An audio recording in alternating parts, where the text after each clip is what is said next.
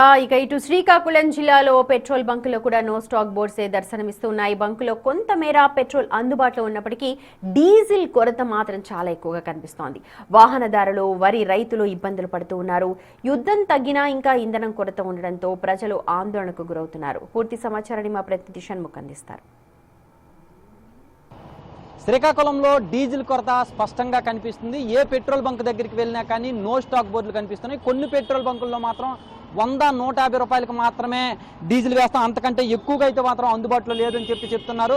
Petrol మాత్రమే అందుబాటులో ఉంది, డీజిల్ అయితే మాత్రం ప్రస్తుతానికి అందుబాటులో లేదని చెప్పి చాలా పెట్రోల్ బంకుల్లో చూస్తున్నారు. ఇప్పుడు మనం చూడొచ్చు, చాలా మంది వచ్చి డీజిల్ అడిగి వెళ్ళిపోతున్నటువంటి పరిస్థితి ఇక్కడ ఉంది. ఇక్కడ మనం చూడొచ్చు, ఎవరైతే ఉన్నారో వాళ్ళతో మాట్లాడదాం, ఎలా ఉంది పరిస్థితి ఏంటనేది అడుగుదాం.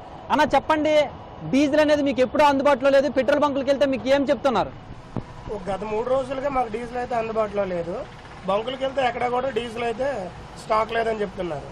1వ తారీఖు వరకు అందుబాటులోకి వచ్చే ఇదైతే కనిపించవు అని చెప్తున్నారు. మాకైతే స్పష్టంగా ఎక్కడైనా బాగా రూరల్ ఏరియాకి వెళ్తే దొరుకుతుంది, తెచ్చి పోసుకొని చేస్తున్నారు.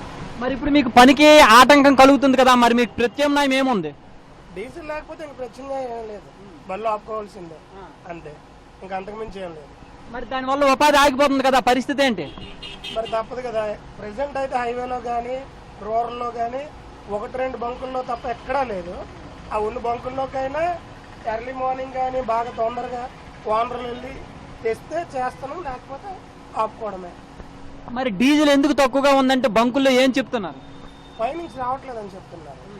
ఆయిల్ ట్యాంకర్లు రావట్లేదు, ట్యాంకర్ వస్తే అది కూడా ఒక 2-3 గంటల్లో అయిపోతుందని చెప్తున్నారు.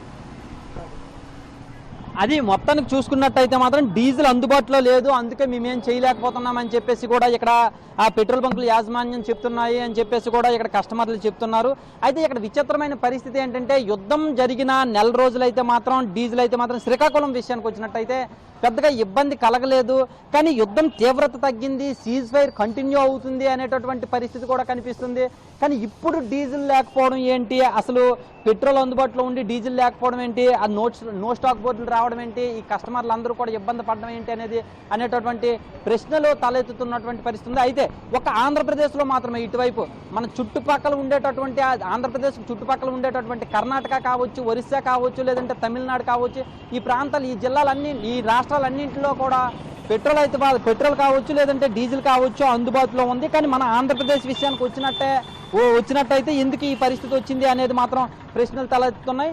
కస్టమర్లు అయితే మాత్రం పెట్రోల్ ఓనర్లను అడిగితే మాత్రం మాకు అందుబాటులో లేదు, మాకు పైనుంచి రావట్లేదు, అందుకే మేము ఇవ్వలేకపోతున్నామని చెప్తున్నారు అని చెప్పేసి కస్టమర్లు చెప్తున్నారు. కానీ మనం వారిని, ఈ పెట్రోల్ బంక్ యాజమాన్యాలను సంప్రదించే ప్రయత్నం చేస్తే వాళ్ళు మాత్రం మాకు కొన్ని నిబంధనలు అడ్డొస్తున్నాయి, మేమైతే మాత్రం ఆ విషయం గురించి చెప్పలేమని చెప్పేసి కూడా వాళ్ళు చెప్తున్నటువంటి పరిస్థితి ఉంది. ఏదేమైనప్పటికీ కూడా ప్రస్తుతానికైతే మాత్రం డీజిల్ లేక చాలామంది వాహనదారులు ఇబ్బందులు పడుతున్నటువంటి పరిస్థితి.